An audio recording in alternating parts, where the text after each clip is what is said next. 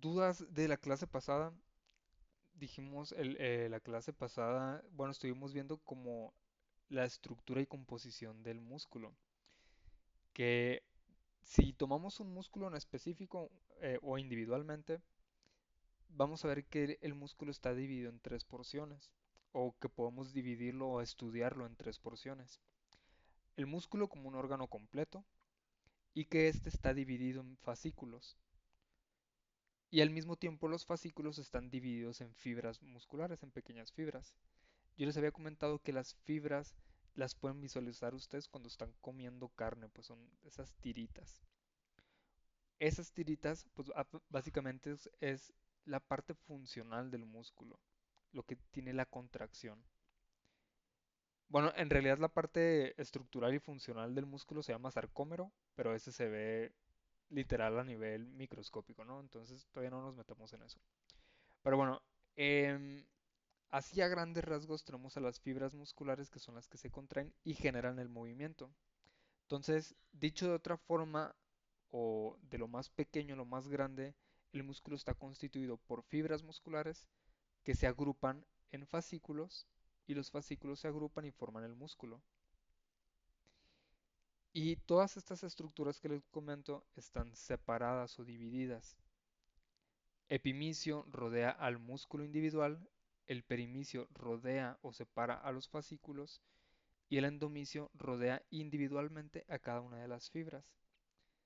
Entonces, obviamente, por ejemplo, las fibras del músculo o el endomisio, lo que rodea las fibras del músculo es súper delgadito. O sea, si ustedes comen carne, comen favo con eso, pero van a ver que si despegan las fibras, no van a lo mejor alcanzan a ver así como una mini babita, así como si fuera una telaraña casi casi, de que delgadito.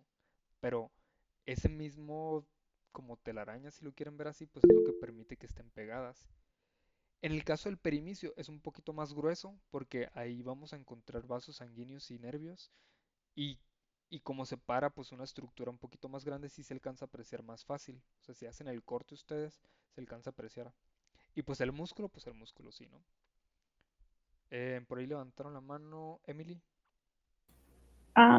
Quería comentar que de hecho cuando coces carne y la desmenuzas, ahí puedes ver como las fibras de la carne.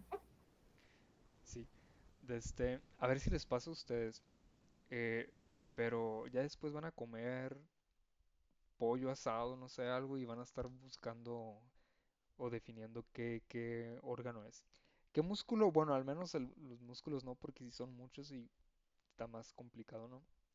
Pero van a empezar a relacionar ahora sí cosas en su vida cotidiana y van a empezar a verlo con otros ojos más profesionales, ¿no? Entonces, como comenta ahí Emily, desde que cocen la carne. Pero sí, no, o sea, sí se alcanza a ver como esa, pues no es telaraña, ¿no? Pero sí se, como una membrana muy delgada. Miren, aquí les puse una imagen. Está aquí. Aquí estamos viendo varios músculos. Ahorita, pero fíjense, si este es el músculo que estamos visualizando, este de aquí, se alcanzan a ver los fascículos. Con mucha imaginación, ¿no? Ahí también se alcanzan a ver. Las fibras, pues no las vamos a alcanzar a ver porque pues están muy chiquitas. Pero ahí a grandes rasgos. Bueno, antes de continuar, ¿alguna duda con la composición o estructura del músculo? No, profe. No, profe. Arre pues. Bueno, ahora sí, vamos a hablar sobre lo que complementa al músculo, que son los tendones, fascias, aponeurosis. El tejido conectivo, pues fue lo que estuvimos platicando básicamente, epimicio, perimicio, endomicio, vasos sanguíneos y nervios. Y por ahí empezaron a salir las preguntas de que yo conozco eso como fascia o yo lo conozco como aponeurosis. Entonces vamos a definir qué son cada una de estas.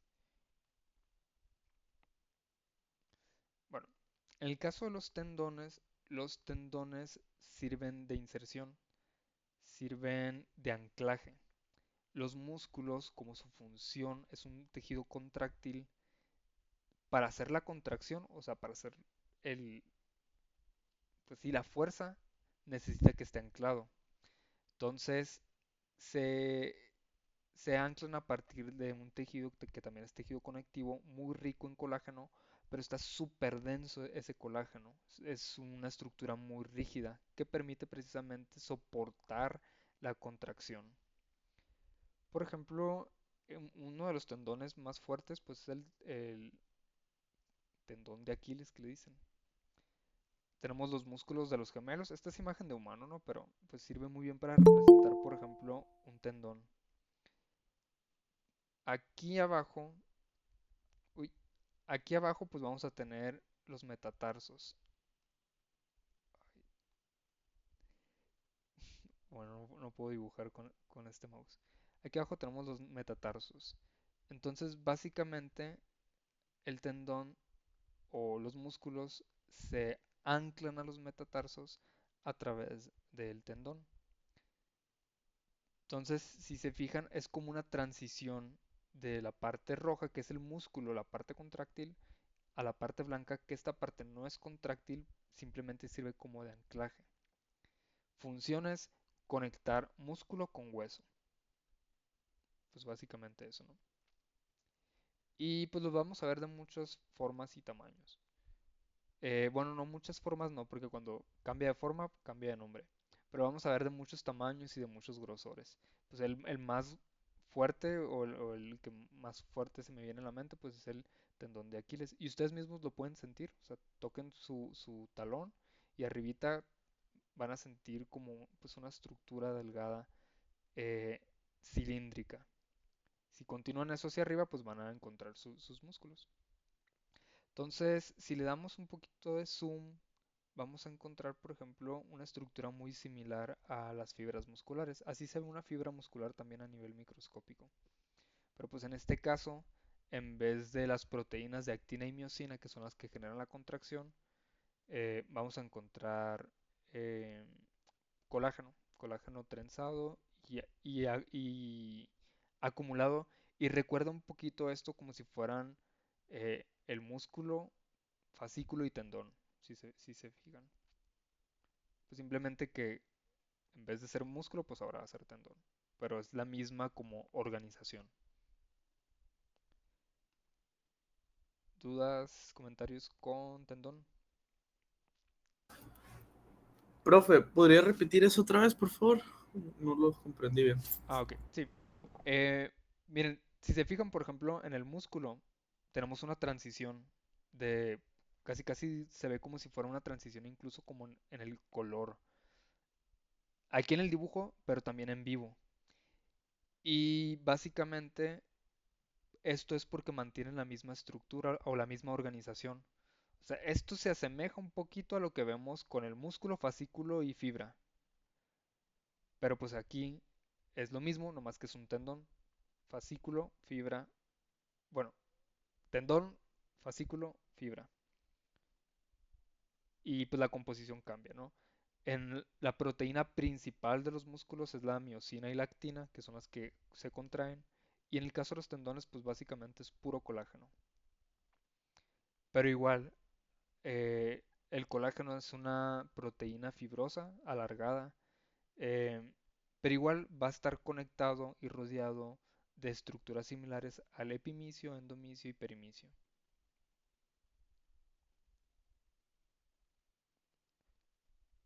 ¿Sí me expliqué más o menos? O sea, es básicamente la misma como organización. Sí, profe, ya, mejor. Gracias. De nada. Bueno, en el caso de las fascias, ahora que lo empecé a estudiar para traerlo a la clase, yo entendía la fascia y a la aponeurosis como sinónimos, pero no. Y, y entre más leía, más me confundía. Entonces intenté traerlo más simple porque hay fascias que se comportan como aponeurosis y el concepto de fascia no cubre aponeurosis, no sé, es ahí medio confuso. Pero bueno, lo resumí de la forma más fácil, por así decirlo. Entonces las fascias es también colágeno, es tejido fibroso que recubre una región del músculo. Básicamente la función de la fascia es separar músculos o recubrirlos. Y la fascia no es lo mismo que el epimicio. Básicamente tenemos al músculo rodeado de epimicio y arriba del epimicio la fascia. Hay unos autores que comentan que se conecta el epimicio con la fascia. Pero ahorita voy a retomar con eso, ¿no? Lo que sí, en el caso de la fascia se estudian dos tipos de fascia. Una superficial que está debajo de la piel y es muy delgadita. Esto, por ejemplo, representa la piel y aquí abajo es el músculo. Entonces, si se fijan, debajo de la piel encontramos tejido graso y esta línea de aquí sería la fascia superficial. Luego tenemos más grasa y ahora sí tenemos la fascia profunda, que es esta de aquí. Y pues vean cómo es más gruesa y incluso penetra hacia adentro del tejido muscular y lo empieza a dividir, que es lo que estamos viendo aquí. Entonces, la fascia superficial básicamente permite separar músculo de piel. Y ahí encontramos grasa, ¿no? Depende del tipo de animal y de su condición corporal, pues va a haber más o menos grasa. Se caracteriza por tener color blanco nacarado y su función, pues básicamente es proteger. En el caso de la fascia profunda es también laxa, pero aquí como lo vemos es en varias capas. Y este sirve para separar músculo de músculo principalmente. Entonces, lo que estamos viendo aquí se alcanza a definir muy bien como secciones. Todo esto de aquí sería un músculo, este de aquí sería otro músculo. Y alcanzamos a ver bien cómo está separada por una sección, como blanquecita o más clara, ¿no? Y esta incluso, si se fijan, si la continuamos, está un poquito hacia la periferia todavía. Entonces, recubre al músculo y permite separarlo entre músculo y músculo. En esta imagen, por ejemplo, no se alcanza a apreciar la fascia superficial porque es muy delgadita. O nos la tenemos que imaginar. Aquí, por ejemplo, el número 5 lo está marcando como fascia. Entonces, la fascia superficial estuviera un poquito pues más para acá, muy delgadita. Entonces, si lo comparamos, por ejemplo, con el esquema, pues no se alcanza a apreciar del todo. Como nos dibujan a la fascia muy delgadita, bueno, la fascia superficial muy delgadita, la fascia profunda ya gruesa, que es lo mismo que estamos viendo aquí. Esto de aquí pues ya es el hueso, la médula del hueso, pues todo lo demás son músculos, ¿no? Y aquí les pongo, el epimicio es parte del músculo y la fascia se considera como algo externo al músculo. El epimicio rodea al músculo, simplemente pues sirve como un tejido conectivo que rodea las células del músculo y pasando o separándose del músculo ya encontramos a la fascia. ¿Dudas, comentarios con esta?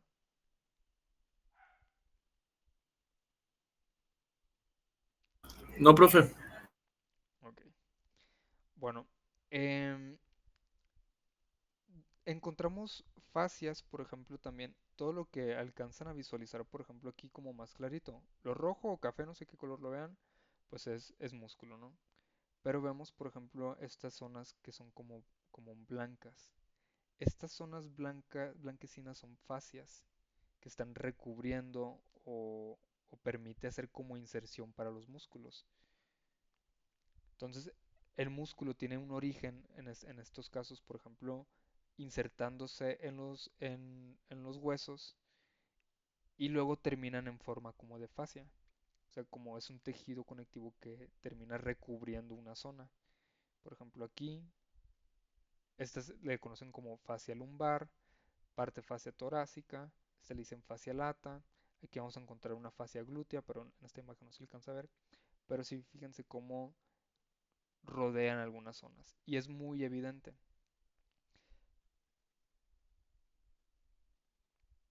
Eh, pero ahorita lo que les comentaba de que me generaba dudas entre el concepto de aponeurosis y fascia es que precisamente la aponeurosis, su función es que sirve de inserción para los músculos. Por ejemplo, aquí esta zona sería la aponeurosis. Y si me regreso, o sea, es una zona parecida, o sea, se asemeja a lo que se ve como fascia, ¿no? Pero vamos viendo diferencias. En el concepto de aponeurosis dice que son expansiones tendinosas anchas y planas que conectan músculos a estructuras vecinas. Básicamente, habíamos, bueno, los músculos se tienen que insertar en algo para poder generar la contracción. Habíamos comentado que el tendón sirve de ese anclaje, que sirve como anclaje para que el músculo sea la contracción. Entonces, la aponeurosis, si se fijan, aquí lo comenta, expansiones tendinosas, planas y anchas que conectan músculos a estructuras vecinas. Entonces, la aponeurosis sirve como un tendón, pero para conectarse ya sea a un hueso o a otra estructura. La principal diferencia aquí es que son estructuras anchas y planas, y los tendones, por su forma de organización, son cilíndricas, siguiendo la forma y dirección del músculo. Entonces, es un tipo específico de fascia, comenta un autor. O sea, como si la aponeurosis fuera una fascia. Y esto sí me entra sentido. O sea, de que la aponeurosis, por su composición, que también es colágeno, pues sirva como fascia. Entonces, algunos autores lo decían como fascia aponeurótica. Y otros autores lo manejaban como estructuras eh, separadas. Entonces yo se las platico por si leen, que no lo tomen como un sinónimo o que entiendan que aponeurosis no es una fascia o pudiera ser una fascia, pero es un tipo específico de fascia.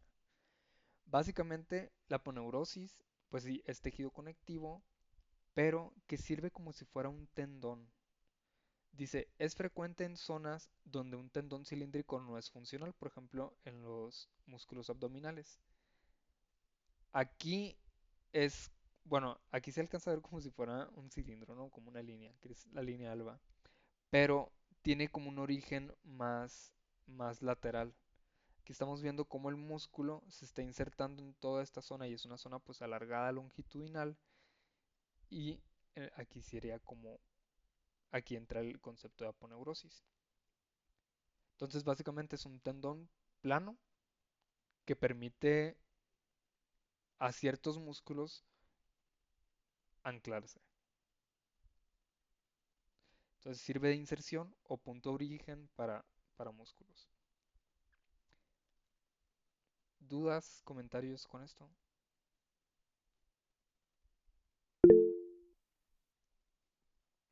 Dime, Rogelio. Profe, lo que me genera duda es dónde está encontrada la aponeurosis. O sea, entiendo más o menos el hecho de que es ah, fascia y luego epinicio, pero no me imagino Uy, cuándo describir que una es aponeurosis y una es fascia o cuál es epinicio. O sea, ok, sé que estoy viendo un poco más a la gente con esta pregunta, pero no logro imaginármela, pues. Ese ok. es No, mi no, duda. pregunten. El punto es que salgan las dudas, ¿no? Em, bueno, el concepto de epimicio dijimos que es como parte del músculo, ¿no? Y que la fascia y la aponeurosis vendrían siendo como cosas externas al músculo. El punto principal es que la aponeurosis funciona como un tendón, o es como un tendón, pero plano. A ver, quiero... eh, Pues, bueno, está bien. Gracias, profe. aguanta. Y lo que hace la fascia, básicamente que permite como recubrir o proteger. Entonces, mientras la fascia rodea al músculo, la fascia, perdón, mientras la fascia rodea al músculo, la aponeurosis ancla al músculo.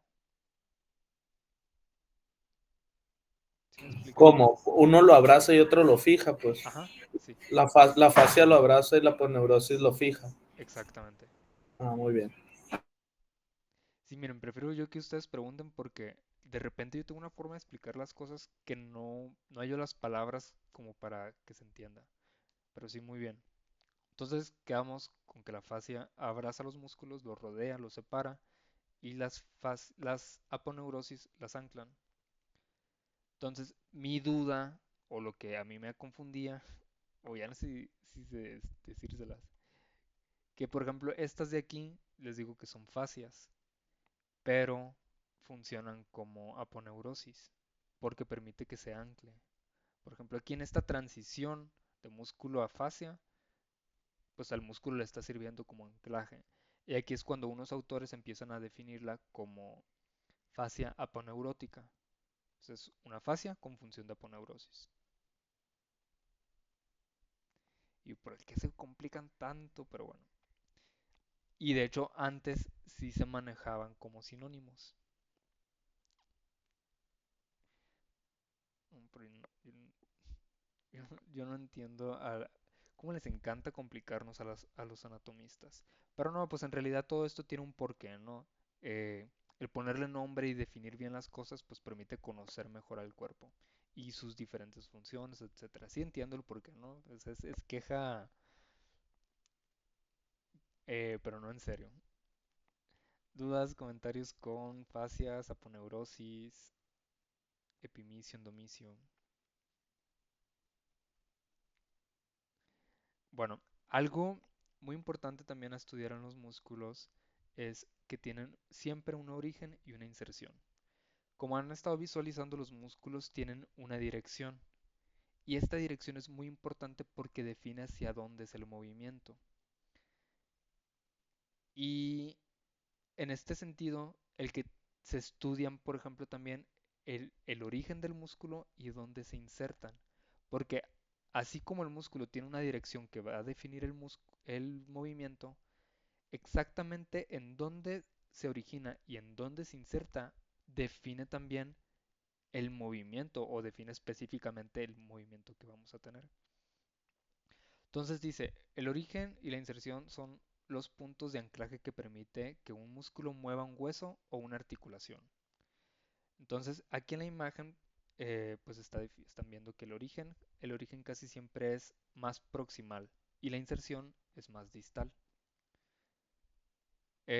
Las inserciones siempre se mueven hacia el origen durante la contracción del músculo. Entonces, como son fibras alargadas, aquí si el punto de origen está en la parte proximal y el punto de inserción en la parte distal, nos está diciendo que cuando haya una contracción, el movimiento va a ser hacia así. Entonces, fíjense cómo aquí el tendón se está anclando en el radio y el origen, el tendón acá se está anclando en la escápula. Entonces tú mueves la escápula y empiezas a mover el antebrazo. Entonces aquí cuando se contraiga este músculo, pues lo que va a pasar es que se va a flexionar el brazo. De ahí que algunos músculos se llamen flexores o extensores. Si quisiéramos extender, por ejemplo, esta misma estructura, pues vamos a tener que tener un músculo de este lado que se inserte acá y se inserte pues ya sea acá o acá, ¿no? Bueno, dependiendo, ¿no? Entonces cuando el músculo contrario se contraiga, pues va a extender pues el miembro.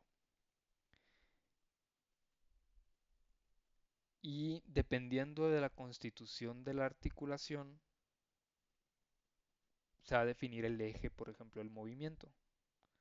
En el caso, pues, de la articulación del codo, es uniaxial, es en un solo eje y pues nomás permite eh, flexión y extensión y levemente rotación, bla, bla, ¿no? Pues eso es lo que estuvimos viendo dependiendo de la especie.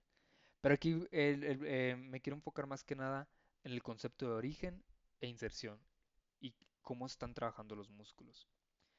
Entonces dice, no todos los músculos tienen un solo origen o una sola inserción, varían, ¿no? Por ejemplo, hay algunos músculos que tienen dos orígenes y pues le dicen el bíceps, que es, por ejemplo, aquí en la imagen, ¿no? O el tríceps, pues que tiene tres orígenes y así, ¿no? Em, La diferencia, por ejemplo, para definir un origen y una inserción, sí, ahorita lo comenté de que pues casi siempre el origen está más proximal y la inserción más distal, pero en el caso del origen siempre es un punto fijo. O sea, se inserta ahí a través de ya sea por neurosis o tendones y donde se inserta, ahí es donde se va a generar el movimiento. Entonces, aquí en la imagen, en el esquema, eh, tenemos el músculo, sí, en el húmero, pero en realidad lo que se mueve es el antebrazo, porque la inserción está en el antebrazo. Aunque el músculo esté, pues, eh, la masa muscular esté, pues, en el, en el húmero, la inserción está incluso en la escápula, pero lo que se termina moviendo, pues, es el antebrazo, pues es como está constituido aquí, ¿no? Entonces, aquí sí es algo que me interesa y que se aprendan, por ejemplo, pues ya sea para el laboratorio, para el examen, etcétera, que el origen de los músculos es un punto fijo, casi siempre está en el área proximal. La inserción es la parte móvil y pues lo vamos a encontrar principalmente en el área distal. ¿Alguna duda, algún comentario con esto? No, profe, todo bien. Ok. Esto no voy a grabar, estoy pico. Ingasu, creo que nunca terminé de grabar. Bueno, y no, igual nadie ve los, nadie ve los videos. X. No dije nada malo. Ahora sí vamos a empezar a hablar sobre los músculos. Y yo no les voy a pedir que se aprendan todas las inserciones y orígenes porque de verdad que es un dolor de cabeza. Está demasiada información. Y les voy a enseñar. Bueno, ustedes tienen acceso al Rodolf Berg, que es donde está más o menos resumido. Pero yo a mi maestra de anatomía, que la adoro con toda mi alma, que es el motivo por el cual yo estudié, bueno, yo soy veterinario, pero nunca le voy a perdonar que me obligara a aprenderme estas tablas. Se los voy a compartir. Y a mí qué me importan a decir, no, pues para que valoren también. Para que valoren porque antes así se enseñaba anatomía. Por ejemplo, estos. Todas estas tablas, bueno, aquí está como la comparativa, ¿no? Pero si se fijan, bueno, pues aquí está el nombre del músculo, dónde se origina, dónde se inserta, qué acción va a tener, particularidades, bueno, pues eso no, pero lo que sí me obligaron era esta parte de aquí. Y pues ubicarla, ¿no? Ubicarla en el cuerpo. Entonces son demasiados músculos y, o bueno, no sé, a lo mejor y Blanquita también los obligó a estudiarlo así, porque Blanquita también tuvo la misma maestra. Pero no, no, no. Inhumano. Para mí es inhumano todo esto. Si fueran anatomistas, tal vez. Pero como no es el caso. ¿Qué horas son? Ah, bueno, todavía tenemos tiempo. Aquí, por ejemplo, para la miología de la cabeza y el cuello, yo me enfoqué en que identifiquen los principales músculos. Sí vamos a ver un poquito de inserción y origen, más que nada para visualizar el movimiento, pero pues como les digo, de los principales músculos. Entonces, vamos a darle. En el caso de la cabeza, por ejemplo, las funciones principales de los músculos, uno es la expresión facial, aunque en humanos, por ejemplo, es muy importante, pues también se dan en animales. De hecho, gran parte de la evolución del perro en comparación, por ejemplo, con el lobo, es la capacidad de expresión facial que tienen los perros, porque les permite, por ejemplo, comunicarse con nosotros los humanos. Entonces, parte de las funciones en la cabeza vamos a ver la expresión facial, prensión y masticación de alimentos, fonación y deglución y movimientos de sentidos especiales, como pues el movimiento de las orejas, labios, nariz, etcétera, ¿no? Entonces, si visualizan, o bueno, empiecen un poquito a visualizar que a diferencia, por ejemplo, de los huesos, los huesos casi siempre lo vemos de manera superficial y es de que el hueso del cráneo, y bueno, en el caso del cráneo sí profundizamos bastante, pero En el caso, por ejemplo, de las vértebras, pues es una vértebra y así, ¿no? En el caso de los músculos son capas de músculos. Vamos a ver músculos superficiales y músculos profundos. Y pues básicamente todos estos, o sea, para hacer un solo movimiento a veces se requieren varios músculos. Y por ejemplo, para temas de fonación o vocalización, por ejemplo, pues aquí sí son varios músculos que permiten pues generar el diferente sonido. Vamos viendo.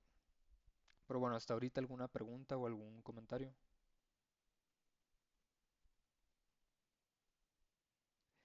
Bueno, entonces en el caso, por ejemplo, de los músculos cutáneos que sirven para la expresión, tenemos el orbicular del ojo. El orbicular del ojo pues lo vamos a encontrar pues alrededor del ojo, ¿no? Permite cerrar los párpados y cuando se relaja pues se abre. O el orbicular de los labios, que básicamente cuando decimos orbicular es porque tiene una forma como de esfínter circular. El caso del orbicular de los labios, por ejemplo, que aquí se lo señalo, más o menos se alcanza a visualizar con mucha imaginación por aquí. Pues permite pues cerrar la boca, por ejemplo. Luego tenemos elevadores del labio superior y de la comisura labial, que lo encontraríamos por aquí. Apenas este de aquí, bueno, es esto que se alcanza a ver un poquito aquí profundo. Estos vendrían siendo los elevadores. Aquí tenemos un elevador nasolabial también que pues si se imaginan, o sea, vean las direcciones de las fibras e imagínense cómo es la contracción de estos. En el caso pues de los circulares o los orbiculares es un poquito más complicado de imaginarlo. Pero por ejemplo, este aquí que si se alcanza, ay, no que si se alcanza como a ver las líneas, podemos visualizar que el movimiento es hacia acá. El de este pues que el movimiento es hacia acá y así no. Vayan más o menos visualizando. O este pues que es hacia acá. Todos los músculos tienen como una dirección. Entonces, para movimientos más eh, complejos, pues obviamente requieren muchos músculos al mismo tiempo que se estén moviendo. En el caso de los auriculares, aquí no se alcanza a ver porque pues cuando quitaron pues la piel, pues también quitaron las orejas, pero pues estarían pues en la zona auricular, por acá en la parte dorsal. Entonces, músculos cutáneos en las diferentes especies que generan expresión, orbicular del ojo, orbicular de los labios, elevador del labio superior y comisura labial, y auriculares principalmente. Que pudiéramos nombrar más, pues sí, no. Pero estos son superficiales y pues que permiten visualizar expresiones. Dice, se originan en la fascia y se insertan en la piel. Permiten mover labios, párpados, orejas. ¿Dudas?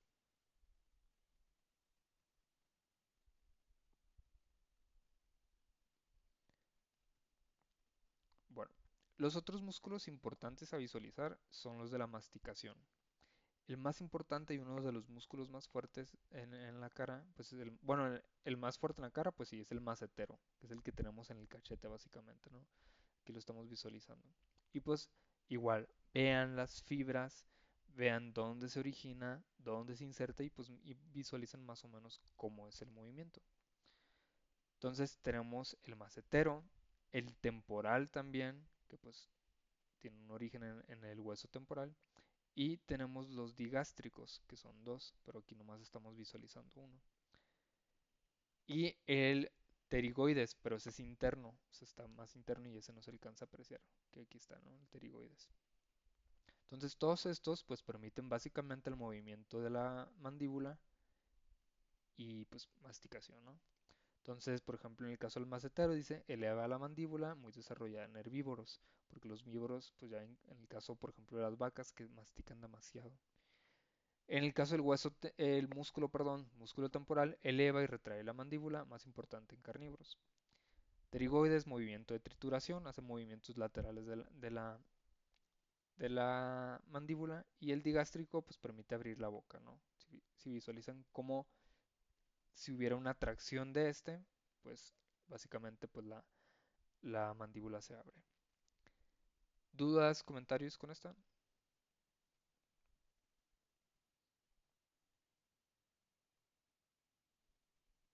Bueno, otros músculos importantes también de la cara son los músculos que están presentes en los ojos.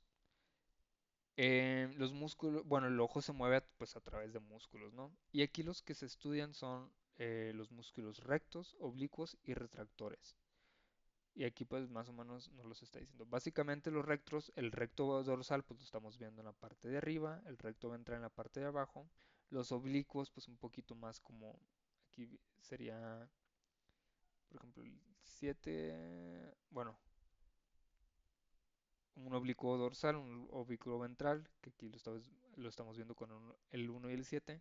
Y los retractores del bulbo, pues aquí sería el 4, ¿no? Entonces todos estos pues permiten el movimiento del ojo.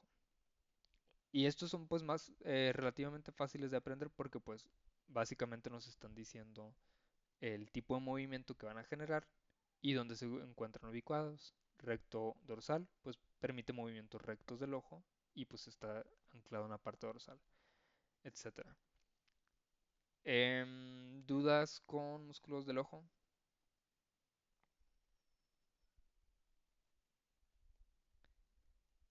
Bueno, luego tenemos músculos de la lengua, que si bien permiten mover la lengua, y bueno, también la lengua de hecho es un órgano muscular, básicamente pues es músculo. Y al igual que todos estos músculos que hemos comentado, la lengua es de movimiento voluntario, o sea, entra como músculo esquelético. Em, Pero a la lengua la vamos a estudiar en sistema digestivo, un aparato digestivo. En sí, aunque la lengua sea un músculo que podamos mover a voluntad, al mismo tiempo tiene otros músculos que complementan el movimiento, que son los glosos. Aquí en la imagen, pues estamos visualizando músculos que también participan en la fonación y en la deglución, pero pues vamos a enfocarnos en los glosos, que son los que permiten mover más a la lengua, ¿no? Geniogloso, iogloso y estigloso. Pues básicamente el gloso o la terminación gloso pues hace referencia a que participan con la lengua, que sería el 3, el 4 y el 5. Entonces retraen y elevan, retraen o deprimen. ¿Dudas, comentarios con este? No, profe. Ok. Y pues en el repaso, se los voy a ir adelantando, en el repaso pues les voy a pedir que empiecen como a ir identificando. Entonces, yo creo que esta presentación a lo mejor y sí se la subo. O no sé, no sé. Pero el punto es que empiezan como a distinguir los principales músculos. Yo sé que aquí se los estoy aventando, pero básicamente los repasos, pues es como para que complementen y yo lo estoy usando como una herramienta para que estudien más que nada. Entonces, aunque aquí en clase se los estoy platicando muy superficialmente, sí es necesario que se los aprendan.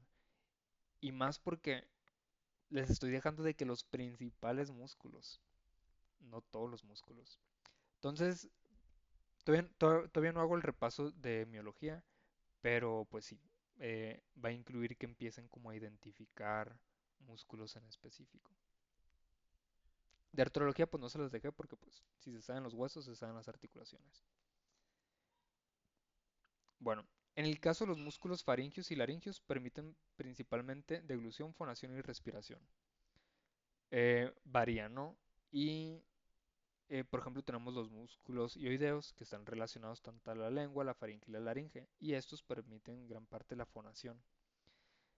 Tenemos los músculos, por ejemplo, los cricoaritenoideos y cricotiroideos que permiten, por ejemplo, la respiración, entre otros, ¿no?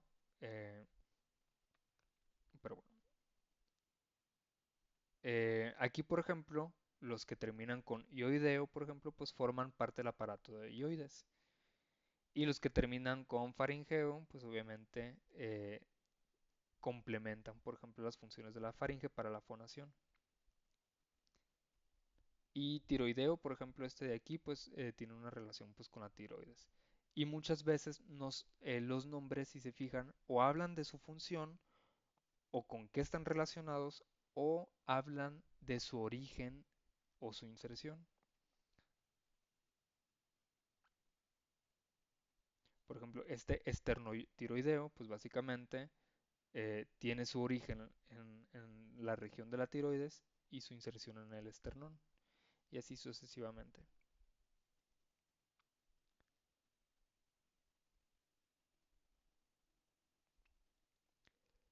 Bueno, eso a muy gran resumen sobre músculos de la cara. Me voy a enfocar en un repaso más estructurado donde pues sí permita que ustedes empiecen a identificar bien los músculos y pues las funciones que a grandes rasgos estuvimos platicando aquí. ¿Dudas con esto? No, profe. Ok, los músculos del cuello lo voy a dejar para la siguiente clase, para irme tranquilo porque igual mis compañeros creo que van atrasados.